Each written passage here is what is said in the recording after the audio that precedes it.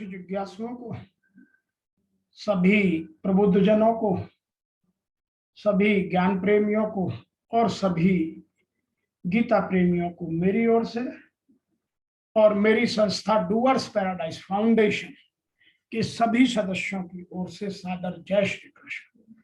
आज हम वर्तमान युग में आध्यात्मिक चिंतन की श्रृंखला के तहत गीता के 5वें अध्याय के पहले श्लोक की श्लोक संख्या 1 की व्याख्या करेंगे। श्लोक संख्या 1 की व्याख्या से पहले हम यह जान लें कि भगवान श्री ने चौथे अध्याय के 33वें से 37वें श्लोक तक कर्म तथा पदार्थों का स्वरूप त्याग करके तत्वदर्शी महापुरुष के पास जाकर ज्ञान प्राप्त करने की प्रचलित प्रणाली की प्रशंसा की और इसके लिए अर्जुन को आज्ञा दी। तत्व ज्ञान प्राप्त होने की इस प्रणाली में कर्मों का स्वरूप से त्याग करके एकांत में परमात्मा तत्व का मनन करना आवश्यक है। अर्जुन के मन में पहले ही युद्ध कर्म न करने का भाव था, क्योंकि वो अपना कल्याण चाहते थे और युद्ध को पाप समझते थे।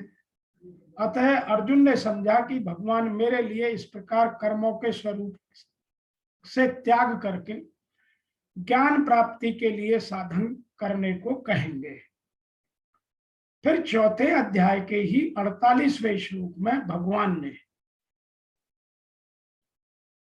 चौथे अध्याय के 38वें श्लोक में भगवान ने कहा कि उसी तत्व ज्ञान को साधक कर्म योग के द्वारा अवश्य ही स्वयं अपने आप में प्राप्त कर लेता है। भाव यह है कि कर्म योग के साधक को ज्ञान प्राप्ति के लिए दूसरे साधनों की तथा तत्वदर्शी महापुरुष के पास जाकर निवास करने की कोई आवश्यकता नहीं है। यहाँ यह बात मैं स्पष्ट कर देना चाहता हूं कि जो वर्तमान में ढोंगी बाबाओं ने इस धर्मांधता को फैलाकर यह कह दिया है कि आप गृहस्थ आश्रम छोड़कर सन्यासी हो जाओ, यह गलत है। गीता बिल्कुल स्पष्ट रूप से कहती है कि साधक को ज्ञान प्राप्ति के लिए दूसरे साधनों की तथा तत्वदर्शी महापुरुष के पास जाकर निवास करने की कोई आवश्यकता नहीं है। वह अपने अंदर से स्वतः प्रकट होता है।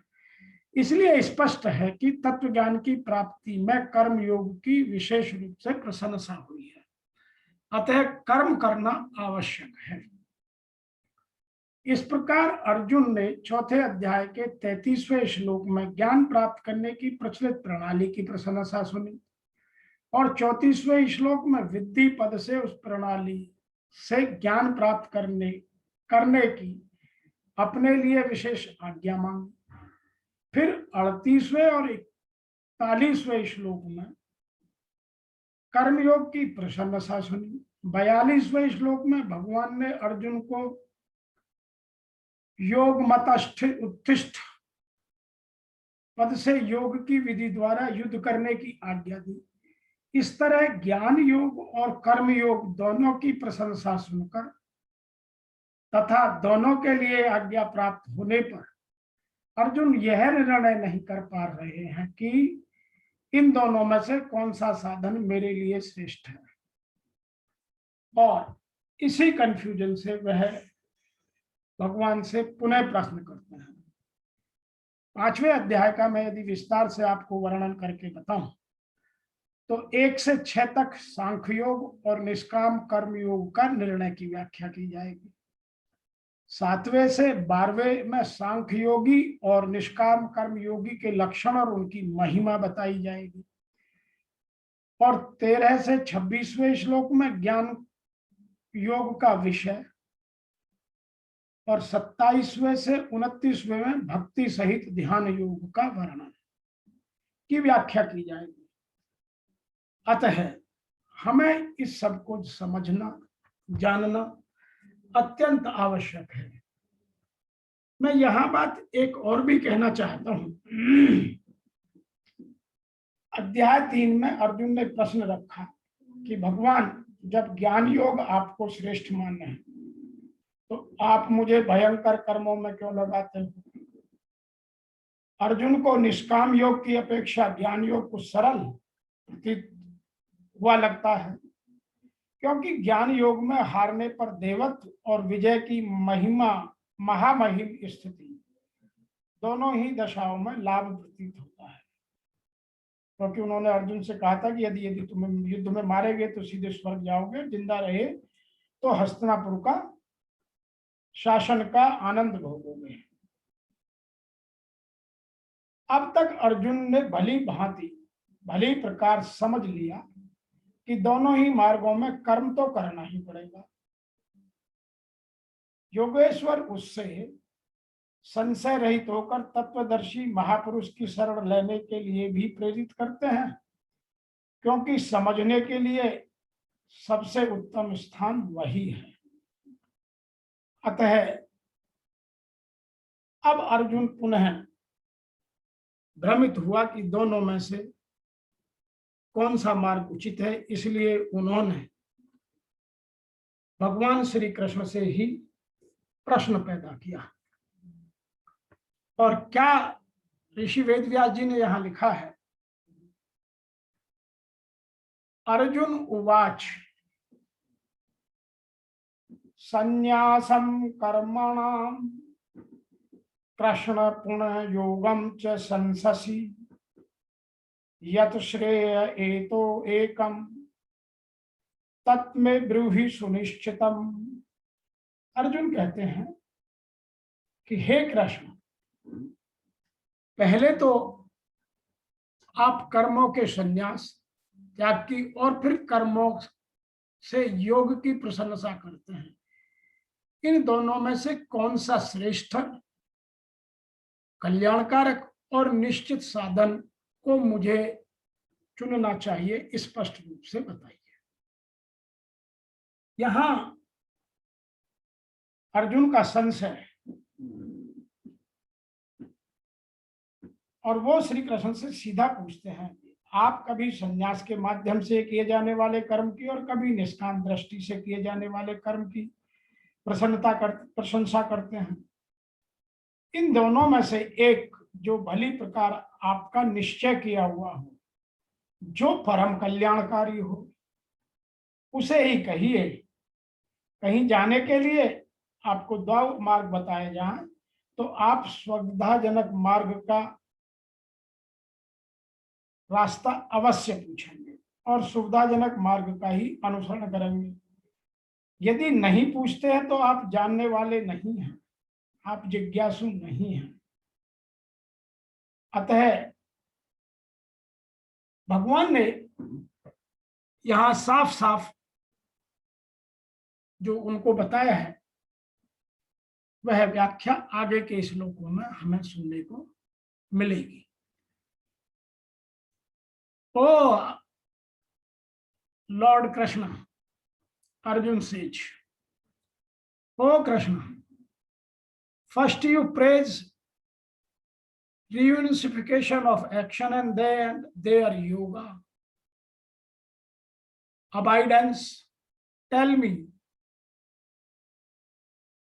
conclusively which is the better of the two. अतः आप मुझे स्पष्ट रूप से बताएं। संन्यासम कर्मणानाम कृष्ण, कौटुंबिक स्नेह के कारण अर्जुन के मन में युद्ध न करने का भाव पैदा हो गया था। इसके समर्थन में अर्जुन पहले ही अध्याय में कई तर्क और युक्तियां भी सामने रखी। उन्होंने युद्ध करने को पाप बताया। वे युद्ध न करके भिक्षा के अन्न से जीवन निर्वाह करने को श्रेष्ठ मानने और समझने लगे। और उन्होंने निश्चय किया कि भगवान से स्पष्ट कह भी दिया कि मैं किसी भी स्थिति में युद्ध नहीं करूंगा। यह हमारे मन की स्थिति दिखाई जा रही है, जो हमारे मन में हमेशा भ्रम हमको घुमाता रहता है और हम दुविधा में रहते हैं। यह बुद्धि और भ्रम के बीच का वार्तालाप यदि समझे तो आपको अपने विकास में ज्यादा सहायक सिद्ध होगा। प्राय वक्ता के शब्दों का अर्थात श्रोता अपने विचार का अनुसरण लगाया करते हैं। स्वप्नों को देखकर अर्जुन के हृदय में जो मोह या स्वजनों को देखकर अर्जुन के हृदय में जो मोह पैदा हुआ, उसके अनुसार उन्हें युद्ध रूप कर्म त्याग की बात उचित प्रतीत होने लगी। अतः भगवान के शब्दों के वे अपने विचार के अनुसार समझ रहे हैं और भगवान कर्मों का स्वरूप से त्याग करके प्रचलित प्रणाली के अनुसार तत्व ज्ञान प्राप्त करने की प्रशंसा कर रहे हैं। पुनर्योगम च संससी, चौथे अध्याय के 38वें श्लोक में भगवान ने कर्म योग की दूसरे किसी साधन के बिना अवश्य में तत्व ज्ञान प्राप्त होने की बात कही है। उसी को लक्ष्य करके अर्जुन भगवान से कह रहे हैं कि कभी तो आप ज्ञान योग की प्रसन्नता जो आपने अध्याय 4 के 33वें श्लोक में की, और कभी कर्म योग की प्रशंसा जो अध्याय 4 के 41वें श्लोक में की। तो मैं तो भ्रमित हो गया हूं, कृपया आप मुझे स्पष्ट बताएं। यच्छेन एतरोयोतम ब्रूहि सुनिश्चितम, इस तरह का प्रश्न अर्जुन ने दूसरे अध्याय के 7वें श्लोक में भी यच्छेशय शयान निश्चिंतम ब्रूहि तन्मे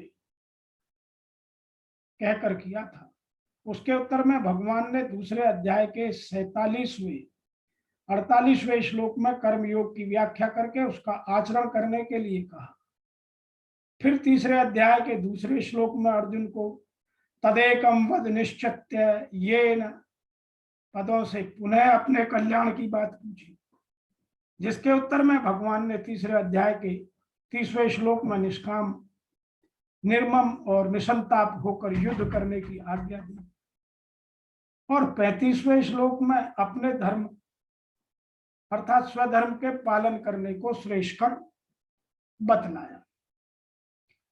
यहाँ उपर्युक्त पदों से अर्जुन ने जो बात पूछी है उसके उत्तर में भगवान ने कहा कि कर्म योग श्रेष्ठ है।